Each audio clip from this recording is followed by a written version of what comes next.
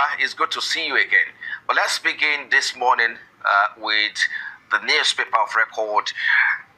This day, the big one, of course, there says ADC defies INEC, pushes ahead with Congresses despite deepening crisis. Let's take a look at some of the riders there. Hold in some state, postpone in others. Court halt Congress in Ondo, Kaduna, Enugu, and Imoke, Tambuwal, Juji, 358 others to lead party's convention. Well, Tuesday, court to deliver judgment in Abejide's suit on Monday. And Nafiu Gombe's April 14. That, of course, is the biggest one there. Iranian delegation lands in Islamabad ahead of make or break talks, because that has to do with international, of course, geopolitical tensions in the Middle East, rather. Well, Trump warns of fresh military action if negotiations fail. Well, we'll keep our eyes on that. Supreme Court restores Nestoil Nikonde's right to counsel in $2 billion debt dispute. To the right now, terrorists on rampage in Niger, Kwara, and Plateau, because that's a big one that you have there. Kola, let me bring you in here. Let's start, of course, from the front page of this day, and that talks about the fact that ADC has devised, is ready and is pushing back. And if you look at it with an internal process again, that's what INEC is, working or standing on.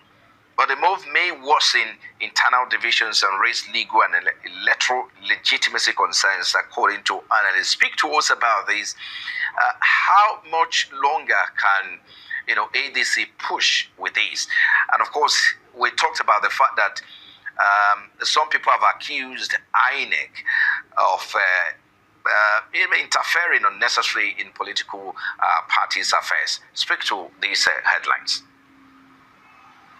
I think the biggest problem that INEC is facing now is credibility issues, and that's why they're calling for the resignation of Professor Joash Amogbito.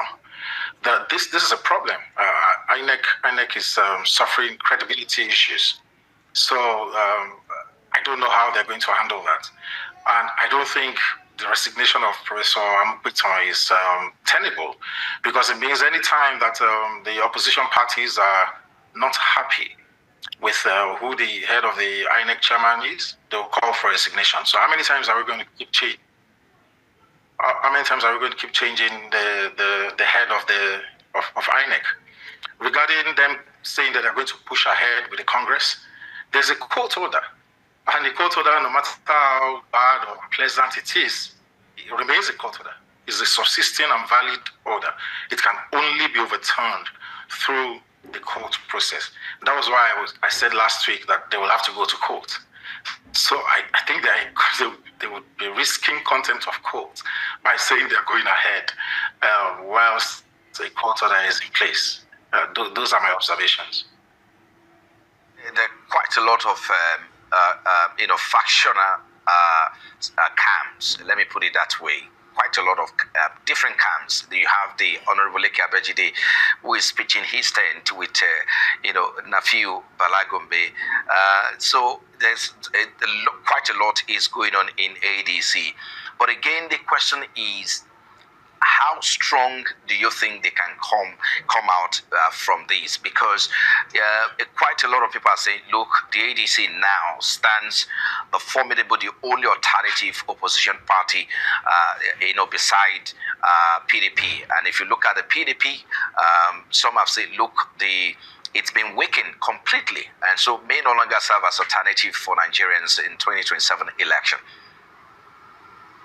It's unfortunate. But they're grappling. The ADC is limping right now, and it's unfortunate. Well, with all the visitors that came in, he knows everything.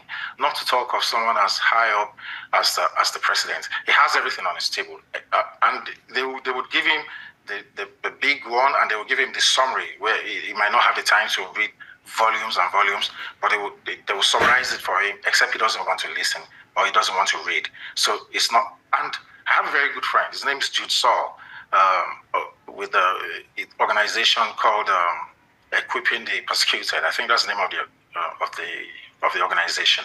And you might have come across some of his WhatsApp messages. These people are on ground, especially in the Middle Belt, in southern Kaduna, Plateau, and Benue, Taraba. They get this intelligence directly from the source, from the villagers, from the ground, and they share it every time.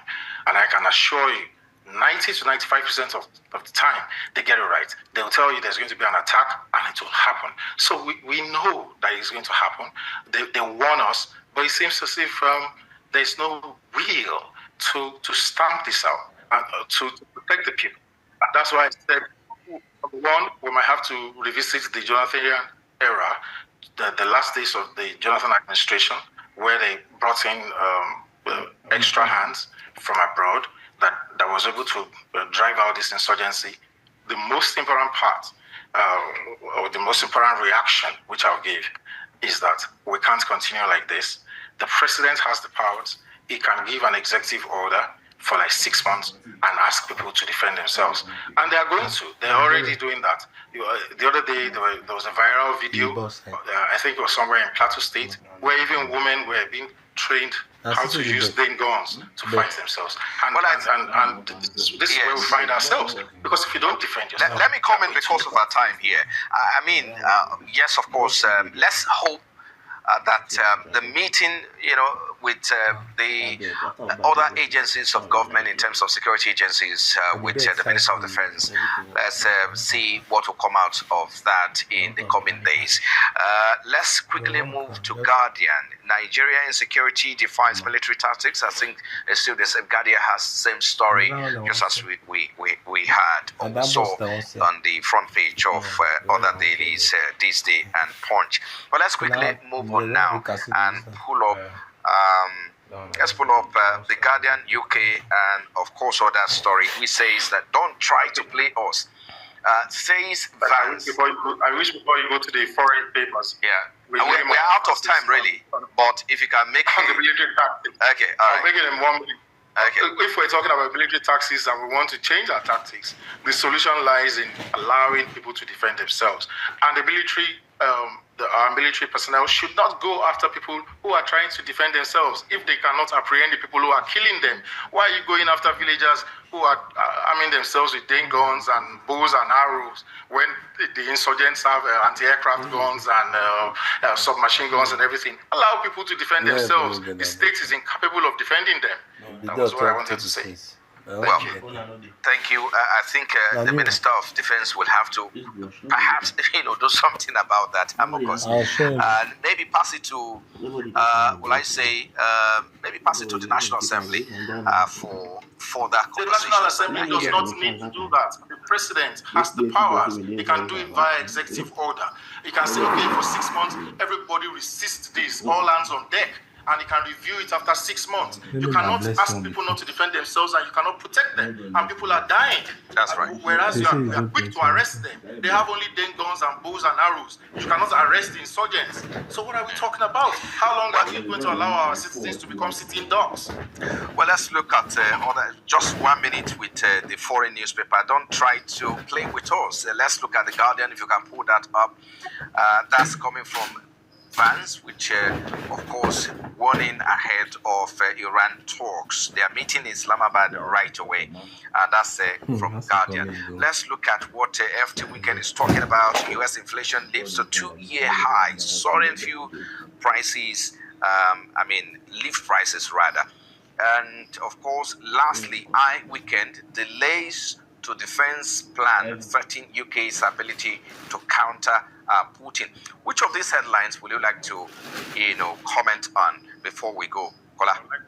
I'd like to take the one by Vance.